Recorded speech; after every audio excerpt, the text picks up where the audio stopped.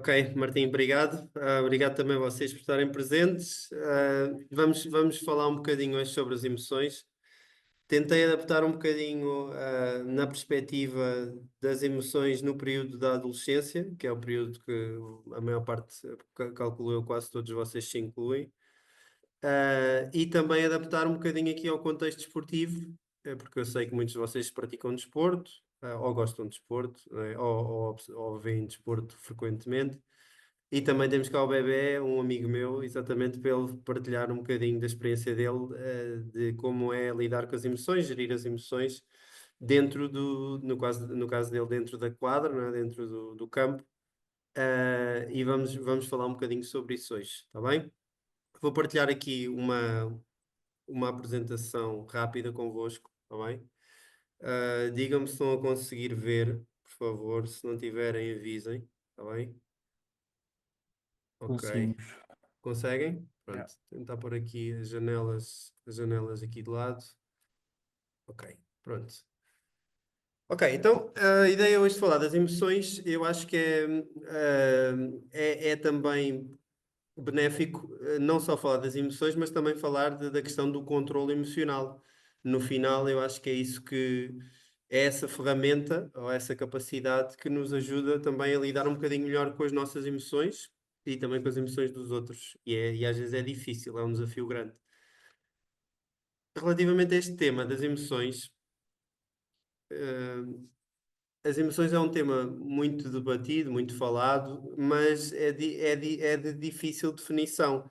Ou seja, dentro daquilo que é a minha área, que é a área da psicologia, o Martim referiu que eu trabalhei e trabalho no desporto e já trabalhei em vários clubes, mas como psicólogo, tá? Então esta é uma área que me é muito familiar.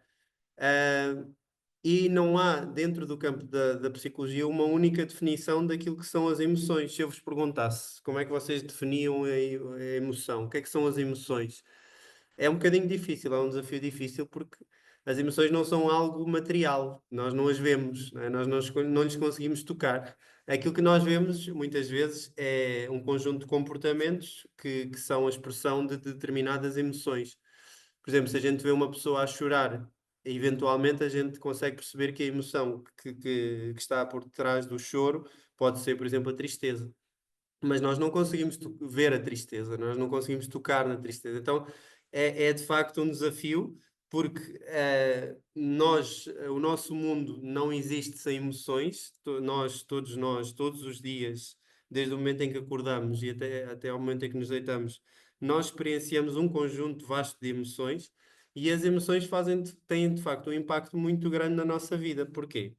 Porque as emoções ajudam-nos a vivenciar o mundo à nossa volta, mas, sobretudo, também na dimensão das relações. A maneira como eu me relaciono com os outros é muito ditada ou influenciada por aquilo que são as emoções que eu vou sentindo. E na adolescência, em particular, que é um período que muitos de vocês atravessam, há aqui realmente devido a questões hormonais, a questões fisiológicas, há aqui um conjunto de fatores que deixam ainda mais esta questão do controle emocional ser um desafio, tornar-se um desafio ainda maior.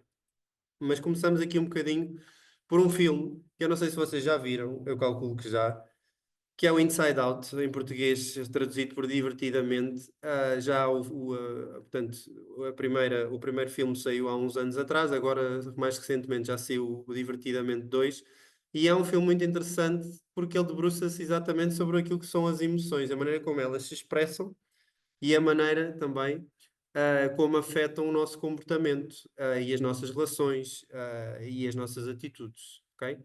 Então, eu deixo aqui, portanto, a opção de um pequeno trailer, é um trailer que tem 1 minuto e meio. Eu acredito que já todos vocês ouviram falar deste filme.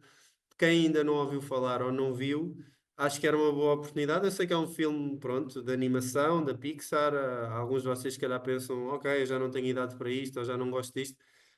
Eu sou adulto e continuo a gostar, porque acho que nós aprendemos muitas coisas neste tipo de filmes.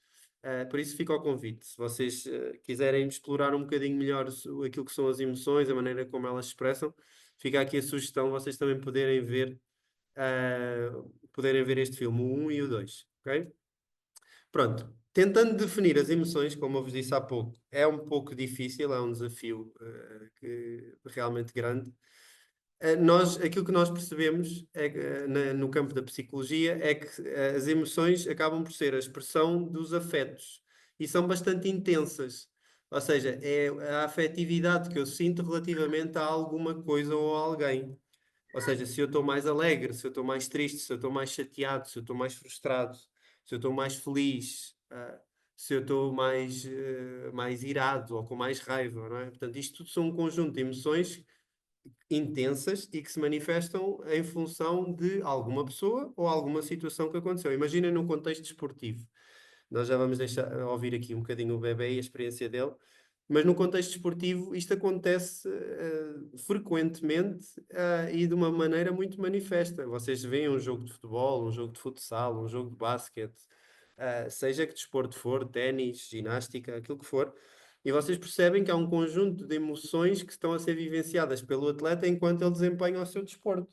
E às vezes são de tristeza, outras vezes são de alegria, outras vezes são um bocadinho de frustração, não é? Nomeadamente quando erram. Então, tudo isto está a acontecer a uma velocidade muito grande e com uma intensidade também muito grande. Por isso, é realmente um desafio para qualquer atleta e para qualquer pessoa conseguir aprender a controlar um bocadinho das suas emoções. Há também na nossa língua portuguesa, às vezes, alguma confusão ou alguma semelhança, se preferirem, entre aquilo que são as emoções e aquilo que são os sentimentos. Às vezes confunde-se um bocadinho. Na literatura, ou seja, no campo, nesta área da psicologia, há alguma diferenciação. Não vou estar-me a estender muito aqui neste ponto, mas dizer-vos que normalmente quando pensamos em emoções, pensamos nestas expressões afetivas mais imediatas, e que normalmente não se prolongam muito no tempo. Ok? Por exemplo, a diferença entre alegria e felicidade. A alegria seria uma emoção, é algo que a gente sente num determinado momento, em função de qualquer coisa que pode ter acontecido. Imaginem, eu ganhei o jogo e sinto-me alegre porque ganhei. Ok? Passado algum tempo, passado algumas horas, eventualmente, este sentimento acaba por se desvanecer. A felicidade, por sua vez, já é considerado um sentimento. Porquê? Porque é algo que supostamente é mais duradouro. Ou seja, eu sinto-me feliz, não é? Eh, ou seja, pode eventualmente também não ser, ou seja, um sentimento que se prolongue 2, 3, 4, 5, 6 semanas, mas pronto, tendencialmente é algo que tende a ser mais durável e menos intenso. Mas é a diferenciação, por exemplo, entre alegria e felicidade, seria a diferenciação um bocadinho entre um conceito que é uma emoção, a alegria, e o conceito da felicidade, que é um sentimento. Ok? Pronto, para vocês verem, existem de facto muitas, muitas, muitas emoções. Isto é a roda das emoções, feito também por alguém da área da psicologia, um investigador. E vocês podem ver aqui no meio, no centro da roda, aquelas que são consideradas. Pronto, isto aqui há algum debate, mas podemos assumir que estas são consideradas as emoções primárias, ok? A raiva, a tristeza, a surpresa, a alegria, o amor, o medo. Há quem inclua também aqui, e se vocês virem o filme Inside Out, eles incluem a repulsa, ok? Provavelmente vocês vão ver lá, portanto, na versão 2 do Divertidamente, salvo erro, já incluem já a ansiedade e também, salvo erro, começam a falar também de ou seja, incluem mais emoções para além das primárias. Portanto, estas emoções, para vos dizer, que não são, portanto, podem ser um pouco debatidas. Há quem inclua só 5, há quem inclua 6, há quem diferencie um bocadinho umas das outras. Há quem inclua, por exemplo, em vez do amor, inclua, como eu vos disse, um bocadinho a repulsa. Não importa muito agora, está bem? Para vos dizer que normalmente estas emoções primárias são emoções que crer-se que o ser humano também partilha com os animais, ok? Ou seja, imaginem, obviamente estamos a falar de animais, nomeadamente mamíferos, não é? Mas a raiva, o medo, a tristeza, a surpresa, se vocês pensarem nos cães, que ou se calhar são os exemplos que nós temos mais próximos, tendencialmente nós tendemos a crer que há algumas manifestações deste tipo de emoções. Depois há um conjunto vasto, que vocês podem ver no resto da roda, de muitas emoções que acabam por estar ligadas a uma emoção primária. Por exemplo, se vocês virem no caso do medo, a insegurança Portanto, o estar assustado, estar inseguro, estar nervoso, podem ser tudo um conjunto, podem e são um conjunto de emoções que derivam desta emoção primária. Então, porque é que esta roda é interessante muitas vezes? Quando nós nos sentimos às vezes preocupados, inseguros, às vezes aquilo que está por detrás e se calhar aquela emoção mais básica acaba por ser a emoção do medo. Tá? Por isso é que esta roda também é interessante, porque ela acaba por relacionar aqui um conjunto de emoções a uma emoção primária, mais basilar. Ok? Muito bem, então, gerir as emoções, não é? A importância de gerir as emoções. Nós sentimos muitas emoções durante um dia, durante a nossa vida. Basta praticarmos algum desporto e nós vamos experienciar um conjunto de emoções. Agora eu queria vos propor aqui uma analogia, ok? Pensa nas emoções, por exemplo, como a temperatura de uma casa. Agora estamos no inverno, está mais frio. Se as emoções fossem a temperatura, ah, provavelmente nós percebemos que quanto mais intenso são as emoções, maior seria a temperatura. Quanto menos intenso, menor seria a temperatura. Então pensem um bocadinho e agarrem-se aqui um bocadinho a este exemplo, porque eu vou-vos agora fazer uma pergunta. Esta imagem que apareceu agora, que está aqui, este círculo, ok? Não sei se vocês já ouviram, ele existe em muitas casas e em muitos edifícios, e ele tem um nome. Eu queria perguntar se alguém sabe o nome do que é que estamos a falar aqui. Ok, este aparelho, que aparelho é que é? Como é que ele se chama? Alguém sabe?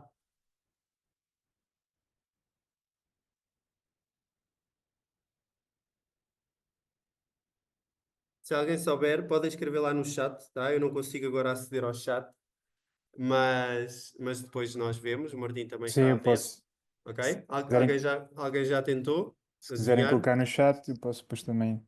Uhum. Eu posso dar um bocado mais de pistas. Eu sei que não é fácil, está bem?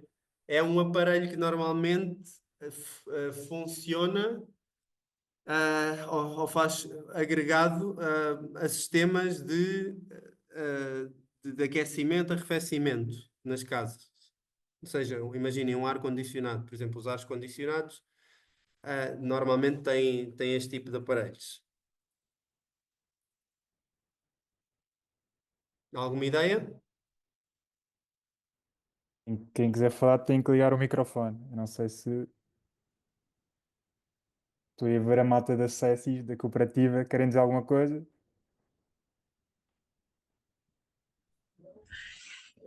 Vá, digam lá. Eles estão a dizer que é do coisa do quê? Vá, diz lá. Dou a resposta ou não? Ou espero? Quer ver se alguém acerta. Smartwatch? Podia Smartphone. ser um smartwatch, Podia podia ser, podia ser, ser. mas não é. Mas não é. É termo. Não, Não é termoacumulador. Quem disse isso? Não é um termoacumulador, mas estão a chegar lá perto. Estão a chegar perto. Isso É da temperatura da da casa. temperatura, sim. Uhum. Ai, como é que se chama? Calma. Vocês estão lá quase, estão quase lá. Prepara para dar uma. Termo. Como é que se diz? Um termostato. Termostato, muito bem. Não, ela foi Já pela acertaram. na internet. Ok, muito bem, já conseguiram adivinhar. É um termostato. Então eu pedi-vos que imaginassem que as emoções eram a temperatura de uma casa, não é? Então se está mais quente ou mais frio, emoções mais intensas, menos intensas. E agora estou-vos a falar do termostato. Mas que ideia é esta numa discussão ou numa conversa que estamos aqui a ter sobre emoções de falar no termostato? Porque o termostato eu acho que é um exemplo muito feliz. Porque o que é que o termostato faz? O termostato ligado a um aparelho que regula a temperatura, pode aumentar ou diminuir, é ele que diz a esse aparelho, imaginem, por exemplo, um ar-condicionado, um sistema de aquecimento ou arrefecimento de uma casa, é ele que diz ao aparelho de aquecimento ou arrefecimento se deve aumentar a temperatura ou se deve baixar a temperatura. Ou seja, é ele que regula o funcionamento neste caso, do aparelho de aquecimento ou arrefecimento, dizendo-lhe sobe a temperatura ou baixa até um determinado limite. E isso nós podemos estabelecer. Se vocês virem na imagem, nós temos ali duas temperaturas.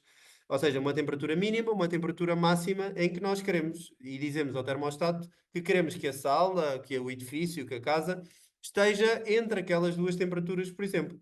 Porquê é que estamos a falar disto? Porque estamos a falar de regular emoções e a nossa capacidade de regular emoções é um bocadinho como se fosse o nosso termostato. Se eu estou muito nervoso, ou seja, uma emoção muito intensa, eu tenho a capacidade de me acalmar, ou seja, tenho um bom termostato que me ajuda a acalmar. E se eu estou, por exemplo, muito triste ou muito abatido, tenho a capacidade de me animar. E aí, nesse caso, seria subir um bocadinho a temperatura. Ok? E é isto que é a gestão das emoções, é isto que é regular as emoções. E é tantas vezes importante na nossa vida. Porquê? Porque as nossas emoções oscilam muito, certo? Nós não estamos sempre a sentir as mesmas emoções, nem sempre as sentimos com a mesma intensidade, porque nos relacionamos com muitas pessoas e vivenciamos muitas situações, e tanto as situações como as pessoas, e às vezes as duas coisas juntas, geram em nós determinadas emoções. Ou seja, quando elas são mais intensas, ou às vezes quando elas são mais suaves, há que ter a capacidade de ter algum controlo sobre as mesmas. Porquê? Porque quando nós não temos esta capacidade de controlo, acabamos às vezes por ter atitudes ou comportamentos que não são os mais desejáveis, ok? Então, por exemplo, quando estamos muito nervosos, a temperatura, as emoções ficam a uma temperatura alta. Quando estamos mais deprimidos ou tristes, a temperatura baixa um pouco. Então, como é que eu consigo regular isto, não é? Que capacidade é que eu tenho? Como é que está o meu termostato emocional para me ajudar, às vezes, quando estou em momentos de raiva, a me acalmar e a não fazer asneiras, não é? E quando estou, às vezes, mais apático e preciso estar mais atento, por exemplo, na aula, como é que eu consigo subir um bocadinho a intensidade e prestar um bocadinho mais de atenção, estar um bocadinho mais ativo. Ok? O que é que acontece? Não é fácil fazer isto. Todos nós temos as nossas dificuldades em determinados momentos, não é? Especialmente na adolescência, por um conjunto de características, ainda se torna um desafio maior. Mas é algo muito importante e algo que nos ajuda bastante a viver em sociedade. E se pensarmos que um dia vamos ser adultos, no meu caso eu já sou, é algo que é realmente uma ferramenta muito importante. É a capacidade que eu tenho de regular as minhas próprias emoções. Quais são as estratégias? Existem algumas estratégias, nós já vamos falar de algumas delas, está bem? Que são formas que nos ajudam a regular esta temperatura, não é? Se eu sinto que estou muito mais nervoso ou com raiva, eu tenho que perceber que estratégias é que me podem ajudar a acalmar. Se eu sinto que estou um bocadinho mais apático, um bocadinho mais triste, que estratégias é que podem me ajudar a animar um bocadinho, não é? A aumentar um bocadinho aqui esta ativação. Quais estratégias? Nós vamos voltar a falar disto, mas algumas delas são, por exemplo, respirar profundamente. É algo que os atletas, não sei se vocês já viram alguns vídeos, por exemplo, do Cristiano Ronaldo, quando ele vai bater livres, é algo que ele faz sempre.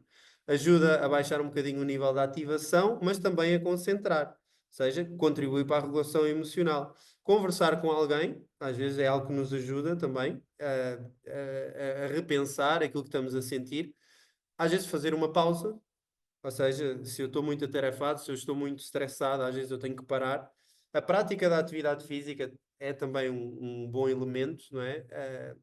Para nos ajudar nesta regulação e às vezes focar-nos, temos a capacidade de conseguir focar-nos em pensamentos positivos ao falarmos o nosso discurso interno, aquela vozinha na nossa cabeça, a gente ter a capacidade de sermos positivos, falarmos coisas boas connosco próprios. Temos essa capacidade. E isto tudo são estratégias que podem ajudar a regular a temperatura emocional. Ok? Qual é que é o problema? É que num ou noutro momento todos nós, às vezes, nos debatemos e temos dificuldade em regular estas emoções, não é? Às vezes elas saltam, saem-nos de fora do controle. Temos dificuldade. Imaginem que o termostato de uma sala está avariado, nós agora estamos no inverno e hoje, especialmente, está bastante frio e o termostato não está a conseguir aquecer a sala. Está frio. Não está a fazer aquilo que devia, não está a dar a informação certa ao ar-condicionado para aumentar a temperatura e aquecer a sala. Quando isto acontece, há realmente uma dificuldade e a experiência não é boa, não é? Porque nós, no caso da casa, ela continuará fria e causa mal-estar, não é confortável, etc. Na nossa vida, e falando das emoções, aquilo que nós vemos muitas vezes é a impulsividade, as explosões de raiva, a tristeza, às vezes excessiva. São manifestações e comportamentos que nós às vezes temos e que nós percebemos que, ok, houve aqui um problema com o termostato emocional, não está a ser capaz de regular estas emoções e nós estamos a ter comportamentos que às vezes depois até nos arrependemos um bocadinho mais à frente, não é? Estes comportamentos, obviamente, causam-nos desconforto, afetam as relações que nós temos uns com os outros, às vezes com a nossa família, mas às vezes também com os nossos colegas na escola, no desporto também, com os nossos treinadores, com os nossos colegas, etc. Então, agora chegamos à parte das emoções no desporto, e é a parte que eu vou chamar aqui o nosso convidado 2. Tá? Eu também sou convidado, mas há 2 convidados. Eu convidei também um convidado, que foi o Bebé. E Bebé, queria ouvir-te um bocadinho, está bem? Se quiseres, acho que fica bem, podes-te apresentar um pouco. Eu sei que as pessoas, a maior parte já te conhecem, mas é sempre bom ouvir um bocadinho a tua apresentação. Eu trouxe aqui algumas coisas para te ajudar, tá? Se tu quiseres, tens aqui os teus títulos, está bem? Alguns clubes que eu acho que tu sabes quais são, está bem? E Tá. pronto, e passo-te a bola agora um bocadinho, tá? Obrigado, André. Primeiro, olá a todos, boa tarde. Agradecer o convite que o André me fez e desafiou para estar aqui convosco e falar um bocadinho sobre este tema.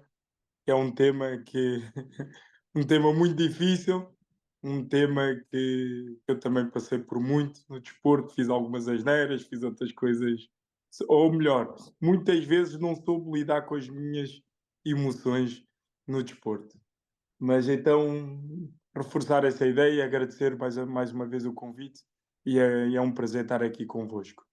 Bem, eu sou o Euclides Vaz, as pessoas conhecem-me mais por Bebé, tenho 41 anos, é jogador de futsal, fui guarda-redes.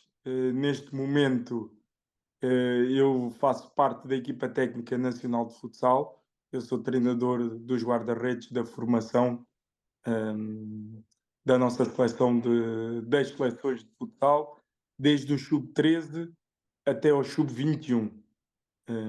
Então eu tenho aqui um bocadinho o objetivo também e a missão de passar um bocadinho da minha experiência aos mais novos e até também ajudá-los nesta questão das emoções nos jogos, nas competições. Então tem sido um desafio muito interessante e muito bom para mim, e então eu vou no 3º ano nesse cargo. E bem, como o André disse, eu joguei no Benfica, no Sporting, eu joguei no Castelo também, comecei a jogar futsal muito tarde, com 18 anos, nos Económicos, um clube do bairro. Eu sou um daqueles desportistas também que cresceu em bairro social. Eu cresci num bairro em Lisboa, na antiga Azinhaga da Torrinha, que já não existe. Terminei a minha carreira no Porto de Alves, joguei na seleção e pronto, acho que a minha apresentação está feita. Ok, ele eu já o conheço o Bebé há muitos anos, nós andámos juntos no secundário, foi a primeira vez que a gente se conheceu e aí não falávamos assim tanto, mas depois eu também fui desportista, no caso de profissional, mas de futebol, e acabámos por ter amigos em comum e aí encontrámos-nos também, porque também partilhamos um bocadinho de um grupo que existe também ligado ao desporto, que é os desportistas cristãos, e acabámos por criar aqui uma amizade mais sólida a partir daí. Mas, Bebé, eu queria te fazer algumas perguntas sobre o tema 2, está bem? Sim, Aproveitar também claro, um claro. bocadinho aquilo que é a tua experiência. Sim. Como é que foi para ti, ao longo da tua carreira? Eu estou a pôr a pergunta no passado, porque tu já não jogas atualmente. Como é que foi para ti, enquanto atleta, lidares com as tuas emoções? E gostava que tu, primeiramente, se conseguisses, tentasses fazer aqui um percurso desde a tua adolescência, ali a partir dos 15, 16 anos, pronto, a adolescência começa antes, mas a partir dos 15, 16 anos, e depois ao longo da tua carreira, como é que foi lidares com as emoções? Sentiste que houve alguma mudança? Conseguiste lidar de formas diferentes? Como é que foi a tua experiência das emoções, lidares com as tuas emoções no desporto, numa posição tão importante como era a tua de guarda-redes? Sim, olha, isso é uma excelente pergunta e a resposta eu vou tentar focar-me em alguns pontos para não me perder, porque a resposta pode ser de várias formas, mas eu começaria por dizer que foi um dos maiores desafios enquanto desportista, saber lidar com as minhas emoções. Eu lembro-me que quando comecei a jogar futsal, tinha muita dificuldade mesmo em lidar com as minhas emoções. Eu estava ali a ver a apresentação que tu fizeste e, e é engraçado que num jogo de futsal nós passamos por tudo, não é? Temos raiva, tristeza, alegria, amor, medo, e então eu diria que é um conjunto muito grande de emoções para nós conseguirmos e sabermos lidar, por exemplo, quando tu fazes a pergunta com 15 anos. Eu acho que é preciso nós, enquanto adolescentes, é claramente normal nós termos muita dificuldade, por exemplo, de lidar com a raiva. Eu estou num jogo e há um rapaz que me dá um pau e eu estou com a raiva dele e vou atrás e dou-lhe outro pau. E eu aprendi a deixar de fazer isso com o tempo. Pronto, estou aqui a dar só um exemplo de um sentimento ou de uma emoção, não é? Que com o decorrer da minha carreira aprendi ou soube lidar com ele melhor. Mas a verdade, como eu te disse anteriormente, foi ao longo da minha carreira foi um desafio muito grande lidar com todas as emoções, mas eu, com o decorrer do tempo, compreendi e soube ir lidando melhor com todo o tipo de situações que eu passei. E acho que é muito importante também nós que jogamos e vocês também que querem ser atletas ou mesmo em qualquer outra atividade da vossa vida, todos nós percebermos que todo o tipo de emoções que nós temos são normais, ou seja, nós temos que saber lidar com essas emoções todas. E o que é que fazemos quando estamos a senti-las? Porque, como eu dei o exemplo, não é? Há bocado, se eu estou a sentir a raiva de um adversário, quer dizer, aquilo que eu tenho de fazer é manter a calma, concentrar-me naquilo que eu tenho de fazer no jogo e concentrar-me na minha função e não concentrar-me no sentimento que eu estou a ter em relação ao adversário. E depois há muito tipo de sentimentos também, como por exemplo o nervosismo. Eu diria até, por exemplo, com o medo, né? Que muitos jogos, eu fui para muitos jogos e tinha esse sentimento de medo de errar, medo de falhar, medo de prejudicar a minha equipa. E a verdade é que com o decorrer do tempo, eu comecei a saber lidar mais com essa emoção e a tentar, se quisermos, durante esses jogos, colocá-la de parte para que essa emoção não prejudicasse aquilo que eu tivesse que fazer em campo. Então, eu diria que ao longo da minha vida e ainda hoje, né, esta questão das emoções, nós vamos aprendendo a lidar com elas e a saber o que fazer em determinadas situações que estamos a senti-las. Eu, dá para falar de muita coisa, eu espero ter sido objetivo e vocês tenham percebido, mas se alguém tiver também alguma pergunta, esteja à vontade para fazê-la, que eu estou aqui ao vosso dispor para tentar esclarecer qualquer dúvida. Acho que foste claro. E o que eu te ia perguntar, e se tiverem perguntas, obviamente fiquem à vontade, tá? Eu ia só aqui colocar mais uma questão, tu disseste que quando eras mais novo tinhas mais dificuldade e no início da tua carreira era mais difícil, mas de alguma forma também percebeste o impacto que as emoções, quando não eram controladas, tinham na tua performance. Foi o que eu entendi do que foste dizendo. Sim, entendeste? O que te ia perguntar era o que é que concretamente tu aprendeste a fazer para melhorares esse controle das tuas emoções. Se houve alguma estratégia, alguma coisa concreta que tu possas partilhar, ou seja, como é que ao longo do tempo tu conseguiste aprender a gerir melhor essas emoções? Usaste alguma coisa, há algum segredo, alguma mágica, alguma coisa que se possa fazer? Eu O que é que diria, pode ajudar?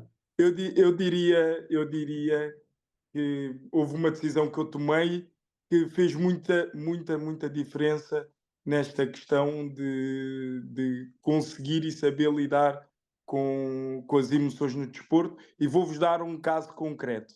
Eu diria que a partir do momento em que eu percebi que precisava de ajuda, porque precisava da ajuda de alguém profissional, de alguém que me ajudasse a lidar melhor com as minhas emoções, eu iria saber lidar melhor com elas. O que é que eu quero dizer com isso? Quer dizer que houve um momento da minha carreira que eu precisei da ajuda de um psicólogo.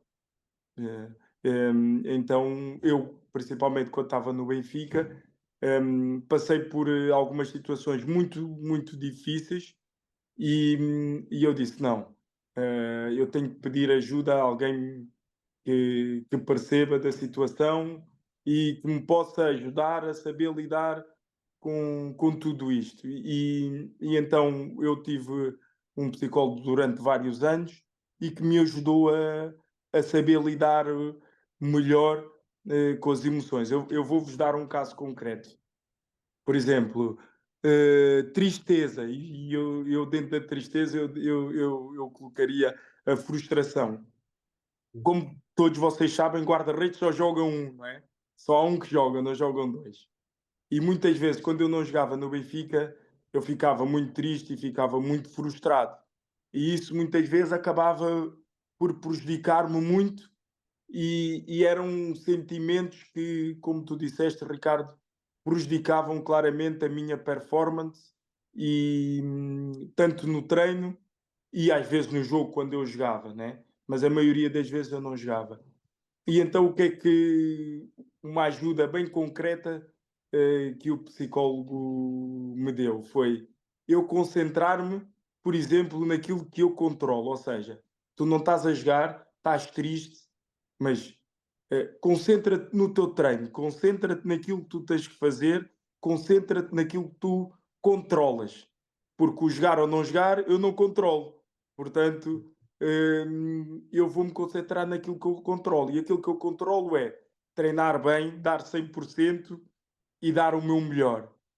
E de facto, resultou verdadeiramente porque ajudou-me essa altura. Eu posso vos confidenciar que foi a altura que mais eu cresci em termos emocionais como um profissional de futsal. Vou-vos dar outro exemplo. Por exemplo, quando tinha o medo nesses jogos e eu pensava sempre: epá, eu não posso errar, eu não posso errar. Ou seja, e então, em vez de eu pensar assim, não, pensa, eh, eu vou defender. Ou seja, trocar um sentimento ou uma emoção de medo por um sentimento de confiança, por exemplo, de que eu sou capaz de fazer a tarefa para aquilo que me chamaram. Então, eu acho que esses foram os momentos chaves, um dos momentos chaves para o meu crescimento emocional como desportista e que às vezes as pessoas não têm a noção. Eu costumo sempre dizer que um desportista é 80% mental e 20% do resto. E a nossa cabeça é que manda. Se a nossa cabeça comandar e se as nossas emoções nós soubermos lidar com elas, nós vamos estar muito aptos para realizar as nossas tarefas. E então, essa é a minha experiência que eu tive, pronto, e que compartilho aqui alguns exercícios que eu fiz e algumas formas que me ajudaram a ultrapassar algumas emoções que não me eram muito boas. Obrigado, bebê. Não sei se alguém quer colocar alguma questão. Porra. Martim, alguma coisa? Sim, pá, eu se calhar coloco a primeira e Uhum. se entretanto algum projeto que queira depois colocar outra questão, também pode ir pensando. Pá, antes de mais, muito obrigado, Bebé. Foram aqui dicas muito interessantes e importantes e ver alguém que teve a experiência que tu tiveste no alto rendimento, admitir que precisou da ajuda de um psicólogo, acho que também aqui é bastante revelador da tua humildade e agradeço por isso. E eu tinha aqui uma questão que era, pronto, já percebemos aquilo que tu as estratégias que foste adotando para ir lidando melhor com as emoções. Nós aqui na sessão também temos muitos técnicos a assistir e também quando partilharmos aqui a sessão vamos partilhar, e a ideia é partilhar com os técnicos, monitores, dinamizadores comunitários dos projetos. E a pergunta que eu tinha para ti é, eu percebi que uma das questões que tu falaste é que foste, à medida que foste amadurecendo, foste lidando melhor com as emoções.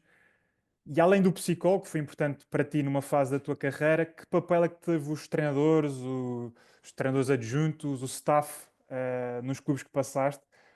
Qual foi o papel ou tens alguma dica, para estes técnicos, para eventualmente também treinadores que acompanham as equipas do clube escolhas, para estarem atentos a alguma estratégia que eles possam implementar para ajudar também na gestão das emoções com os jovens?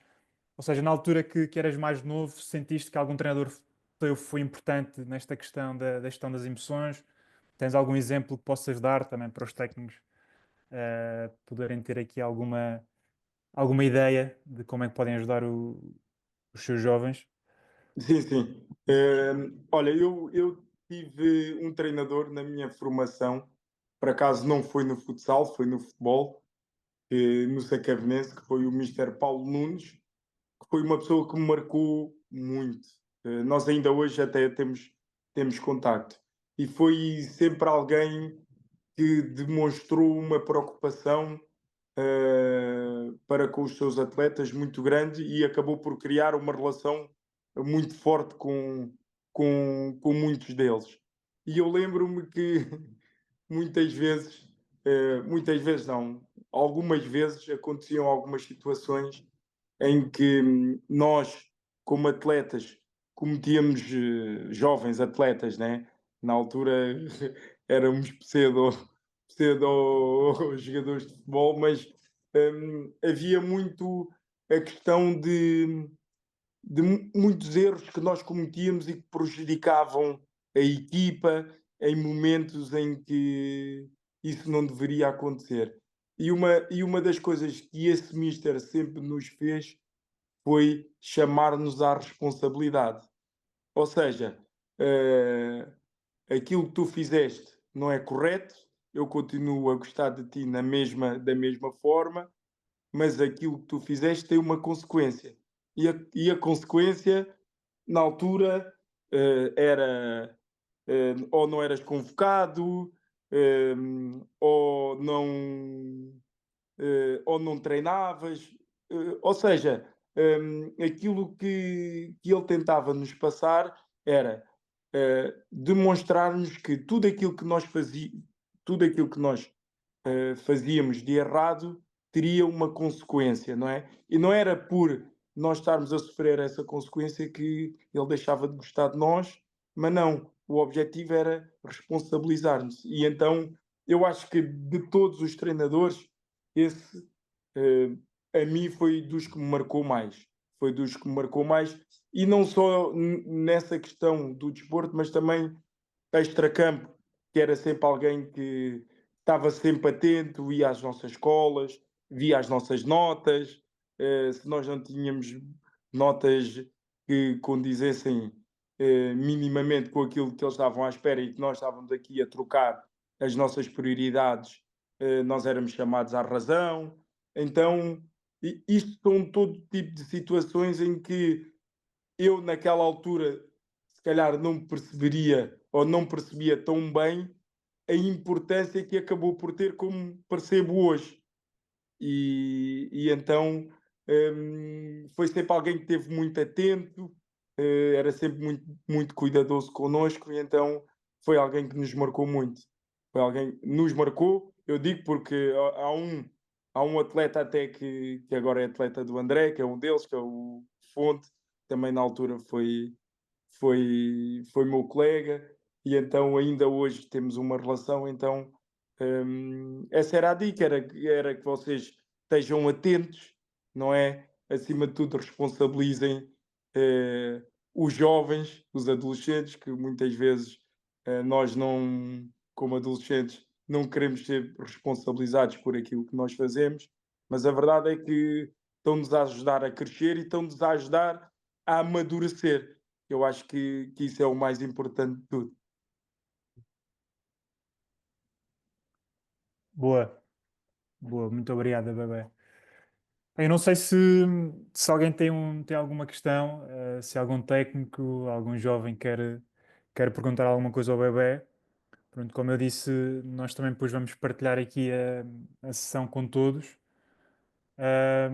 Mas como o Bebé está em direto e não vamos ter assim tantas oportunidades para conversar com ele, não sei se alguém tem alguma questão, quer comentar alguma coisa.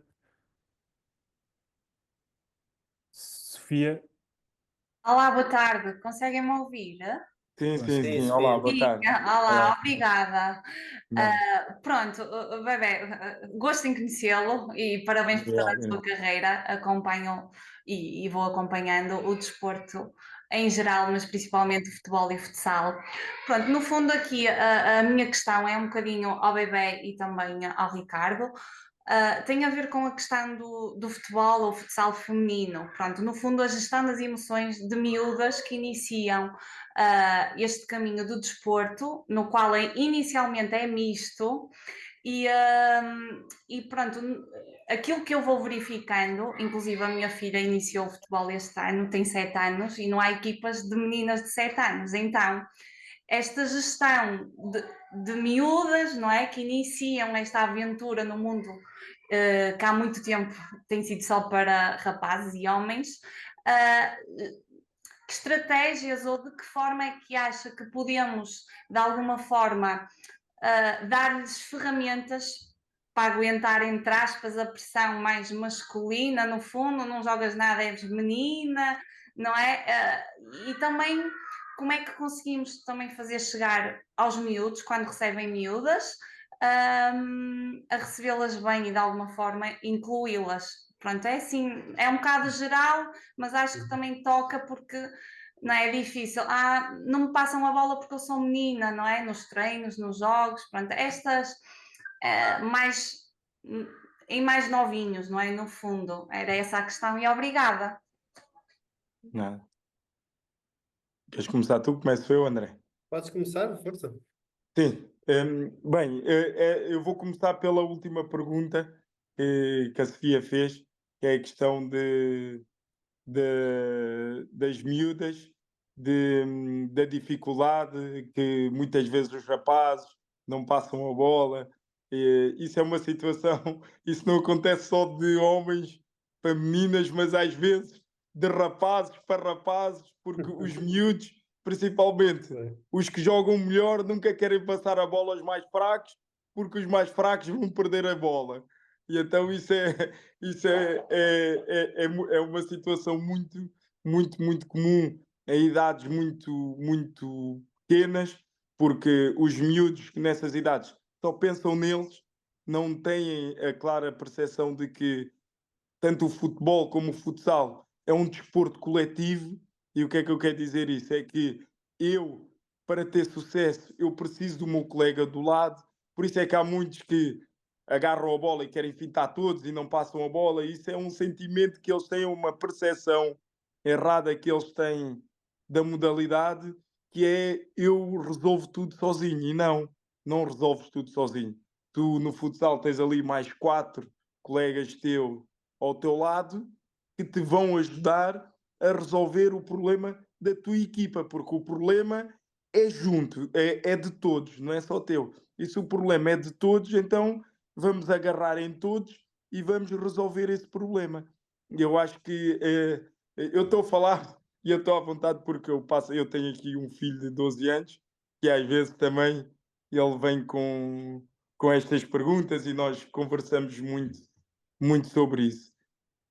Mas eu acho que passa muito por isso, de nós fazermos senti-los que eles fazem parte de algo, que eles fazem parte de um conjunto de atletas, neste caso de jogadores, que juntos vão conseguir resolver um problema que têm, que o problema é nós temos que marcar golo e a outra equipa não nos deixa marcar golo. Então, se eu não estou a conseguir, eu vou-te passar a bola a ti e vamos ver se tu consegues. Se tu não consegues, devolves-me a bola. Então, eu acho que é muito isto. Nós fazermos, neste caso, ver às miúdas de que elas fazem parte de algo e que o desporto que o desporto, neste caso o futebol e o futsal, é um desporto coletivo, não é um desporto individual. Sim, Sofia, eu por acaso trabalhei já um ano com a equipa de futebol feminino, neste caso a do Benfica, sénior, e acho que tem tido uma afirmação, o futebol feminino, e está a ter uma afirmação muito grande. Essa diferenciação que ainda existe, baseada no género, tipo, eu não passo porque é menina, porque não joga tão bem, existe menos, ainda existe, mas eu acho que existe menos do que existia, por exemplo, há 10, 15 anos ou 20 anos atrás, e vai existir menos no futuro. Eu acho que a grande diferença, ou a principal diferença, é a nível físico, e nós vemos isso depois, por exemplo, nos escalões já séniores, não é? Portanto, agora, tecnicamente falando, taticamente falando, não me parece que existam diferenças. Parece-me que as diferenças são, sobretudo, promovidas pelos fatores físicos, que, na maior parte dos casos, os homens acabam por ter alguma vantagem. Agora, essa idade específica que estás a falar, Sofia, é uma idade que as crianças também ainda não têm a capacidade de pensar no todo, de pensar no coletivo, de pensar além de si próprias, são muito egocêntricas, não é? Não quer dizer que as mais velhas não sejam, ou que nós adultos também não sejamos, porque somos. Mas nessa idade há muito pouca capacidade de ver além de mim próprio, não é? Então é esse tipo de situações, nos 6, nos 7 anos, nos 8 anos, acredito que se vão acontecer. Acho que temos também que enquadrar, às vezes nem é maldade, é o desenvolvimento da criança, não é? O seu estádio de desenvolvimento. Eu diria que por volta dos 10, 11 anos, 12 anos já deveria de ser diferente, não é? Agora, vai desaparecer? Não vai. Acho que está a melhorar. O futebol feminino, o futsal feminino, o desporto feminino tem feito um trajeto muito interessante. Está a haver um investimento enorme da FIFA também nesse sentido, vai continuar a haver, e há cada vez mais meninas a jogar futebol, e isso vai ser cada vez mais normalizado. E eu acredito que daqui a 10, 15 anos vai ser perfeitamente normal termos meninas até aos 10, 12, que é a idade que ainda jogam juntos, com os rapazes e ser igual, não haver diferença. Eu acredito seriamente que isso irá acontecer.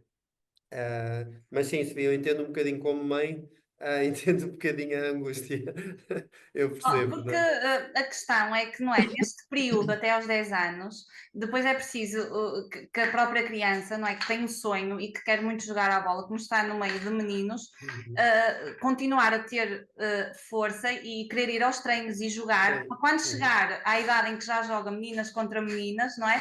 No Uhum. fundo é gerir a emoção de forma a não desistir, Sim, não é? É um sim. processo. Sim. Claro que as idades, lá está, não Sim. têm ainda muito Uhum. essa noção, e muitas vezes acredito que não é por mal, mas pronto, eu acho que Sim. é trabalharem em equipa Uhum. técnica, os miúdos, chamar a atenção quando deve ser chamado e de alguma forma deixar rolar, e há de tudo melhorar, e tenho esperança que sim, acho que sim. Sofia, só vou pegar só num exemplo, que é, nós temos uma jogadora do Benfica e da Seleção Nacional, há mais que uma, mas uma que eu estou a pensar concretamente, que é a Catarina Amado.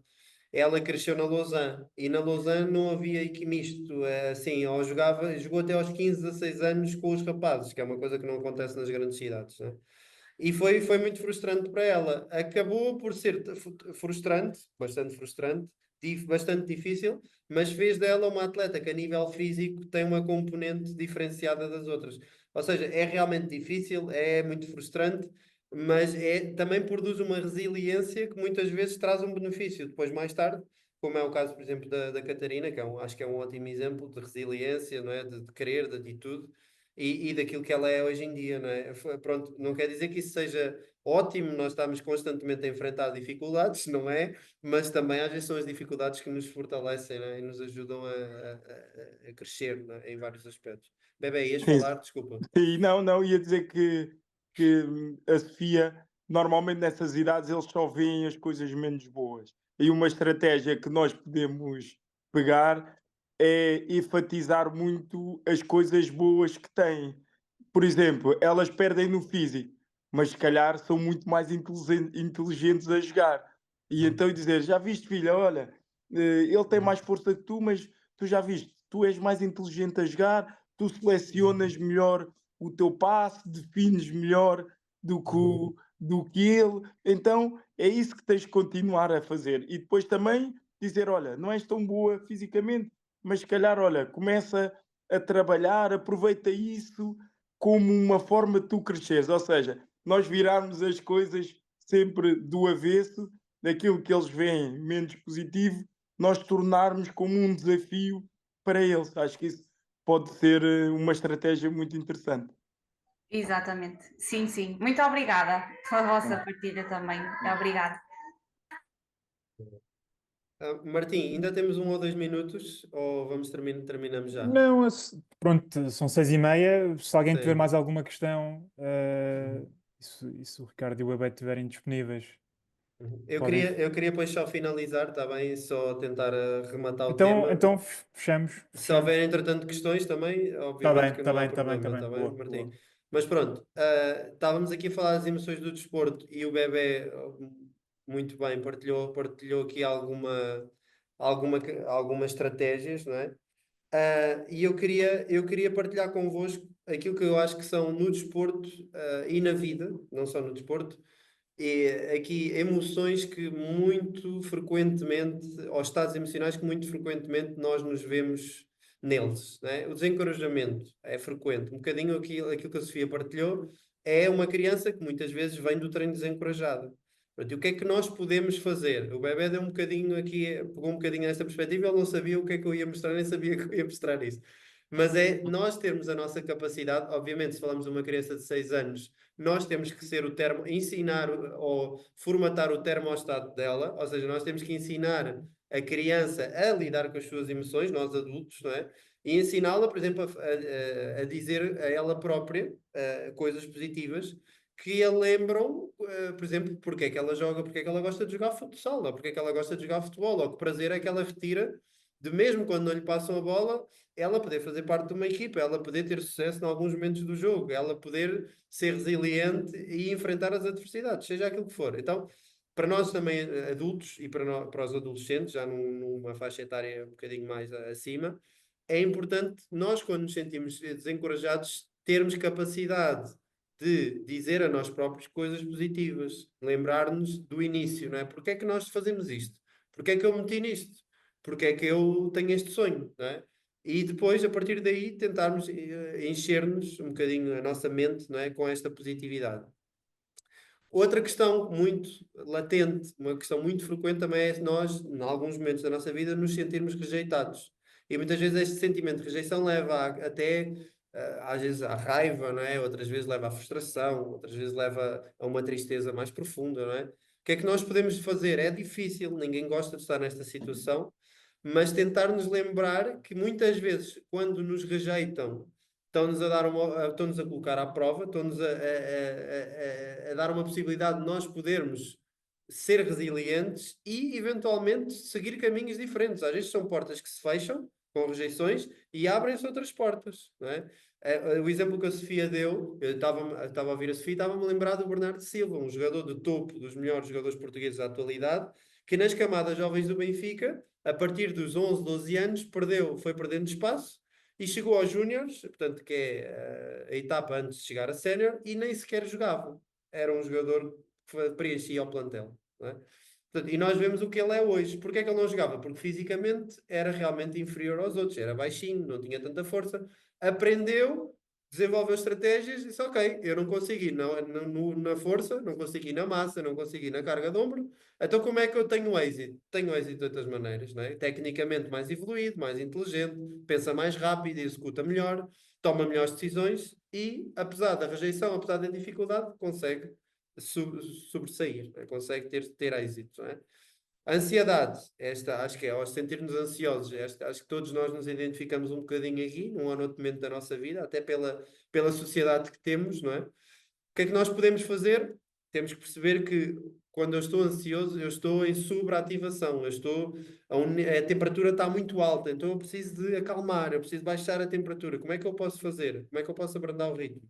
Usar a respiração. Esta é uma técnica muito antiga, mas continua a fazer sentido, não é? Respirações profundas, lentas, várias, repetidas, um ciclo repetido. Isto ajuda-nos não só a acalmar, mas também a tentar nos manter focados no aqui e no agora, porque a ansiedade é um estado emocional que nos transporta para o futuro, seja as preocupações, seja o medo, seja aquilo que está para acontecer, a ansiedade projeta-nos para o futuro. Então, como é que nós tentamos lidar com estes estados emocionais de ansiedade? Tentando nos projetar no presente, manter no presente e acalmar um bocadinho o ritmo. Ok? Eu estou a acelerar um bocadinho porque já não temos muito tempo. Tá? A insegurança. Muitas vezes é frequente nós também nos sentirmos inseguros. Não é? Acho que a ansiedade, o medo, a insegurança andam de mãos dadas. São aqui emoções que são muito similares e às vezes vêm até, eu diria, encadeadas, não é? Uma na outra. Às vezes, quando nos sentimos inseguros, é importante, lá está, mais uma vez, nos lembrarmos, usarmos a nossa memória de uma forma intencional para nos lembrarmos do nosso valor. Que o nosso valor não é definido pelas nossas falhas, não é? Mas o nosso valor é definido por aquilo que nós somos. E somos diferentes, todos uns dos outros, mas não temos que ser piores ou melhores. Somos diferentes. Mas termos orgulho em quem nós somos, não é? E nos aceitarmos tal como nós somos. Isto é importante. Nós precisamos às vezes nos relembrar disto. Quando não temos esta capacidade, às vezes também é importante ter pessoas por perto que nos consigam fazer lembrar. Por isso, há pouco, quando fizeste a pergunta, Martim, como é que a gente pode ajudar os técnicos? Eu percebo que é muito difícil para os técnicos que trabalham com os adolescentes lidar com essas questões emocionais, porque há aqui realmente é uma montanha russa, não é? A adolescência de emoções, é difícil. Eu, enquanto técnico, ou nós, enquanto técnicos, temos capacidade de identificar os estados emocionais, às vezes, dos adolescentes com quem trabalhamos, num determinado momento, e perceber que, às vezes, portanto, as emoções e os estados emocionais não são estados premeditados, ou seja, eu não escolhi, às vezes, ter raiva, eu não escolhi, às vezes, ter medo, aquilo é automático, é um conjunto de circunstâncias que gera aquilo em mim. Então, a partir do momento que eu identifico que um jovem está irritado, está irado, ok, eu tenho que perceber que é importante deixá-lo exprimir essa ira, essa raiva, e depois conseguir fazer um trabalho posterior de ajudar a que ele se acalme, eventualmente a que ele consiga ponderar e ser responsabilizado, como o Bebé também falou hoje, mas isso não se faz no momento, não é no olho do furacão que eu vou trabalhar estas coisas. Então, é a posteriori. E tem que ter uma postura que ajude o jovem ou adolescente. Se ele está com a temperatura elevada, eu tenho que ter uma postura que o ajude a baixar a temperatura. Então, provavelmente não é aos gritos com ele que eu vou conseguir baixar a temperatura, não é? Provavelmente não é cortar relações ou a dar um castigo e a ir-me embora que eu vou conseguir lidar da melhor forma. O Bebé deu um exemplo muito interessante do treinador. O treinador fazia questão de relembrar que gostava muito do atleta, mas a seguir também o responsabilizava. Portanto, é importante que haja amor, que haja cuidado, que haja carinho, que haja esta afetividade durante o processo de responsabilização também. Ok? Quando me sinto irritado, e todos nós também já passámos por momentos destes, é importante a estratégia que já é bastante antiga e que nós já ouvimos falar há muito tempo, que é o contar até 10. O contar até 10 tem uma razão de ser, é fazer uma pausa, é normalizar a respiração, é limpar a cabeça e às vezes impedir de dizermos coisas a quente que depois nos arrependemos, ou de fazermos coisas a quente que depois nos arrependemos, não é? Portanto, se eu sou um adulto, trabalho com adolescentes, é importante que eu também tenha esta capacidade, porque a raiva, a irritação, o comportamento do outro, muitas vezes também promove, às vezes, as emoções similares a mim. Então, é importante que eu tenha esta capacidade de controle emocional para ajudar alguém que não a tem tão desenvolvida a desenvolvê-la. Ok? E por fim, sentir-nos sobrecarregados, cansados, estourados, não é? Muitas vezes sentimos-nos também. Às vezes é importante colocar as coisas em perspectiva, perceber, ok, se eu tenho tantas coisas para fazer ao mesmo tempo, consigo fazer uma lista dessas coisas e agora consigo fazer uma de cada vez, ou priorizar e perceber, ok, vou começar por esta, a seguir faço a outra e deixo a outra para o fim. Então, às vezes são coisas muito simples, mas que realmente fazem diferença. Nós não conseguimos fazer tudo ao mesmo tempo e isso só nos gera mais ansiedade. Ok? Pronto, foi aqui um bocadinho a correr, nós já passámos do tempo, está bem, Martim, 10 minutos, mas eu queria também terminar aqui com um bocadinho de algumas questões mais práticas também na ótica dos adolescentes, para eles poderem usar, mas também dos técnicos que trabalham com eles. Ok, Martim? Sem problema, Ricardo. Muito obrigado, pá. Obrigado Nada. a ti, obrigado ao Bebé. acho que foi muito interessante e obrigado também aos projetos que estiveram presentes e vemos na próxima sessão. Ok, só deixar uma palavra também de apreço para vocês e para o vosso trabalho, está bem? É realmente algo que eu valorizo muito, tá? Não é fácil, é muito frustrante em muitas ocasiões, mas o vosso trabalho faz a diferença às vezes na vida e marca a vida das pessoas e às vezes faz com que a vida de um jovem tenha um rumo diferente. E isso não tem preço, não há preço. Eu sei que provavelmente a vossa profissão e aquilo que vocês fazem não é valorizado como deveria de ser, e pronto, e percebemos isso por vários indicadores, mas não se esqueçam daquilo que vos move e do impacto que vocês têm e da transformação que operam também na vida destas crianças. E isso não tem preço, não é? É algo fantástico. E eu queria terminar e deixar, vou-me calar, tá? Mas deixar aqui esta nota, tá? E agradecer-vos muito pelo vosso trabalho.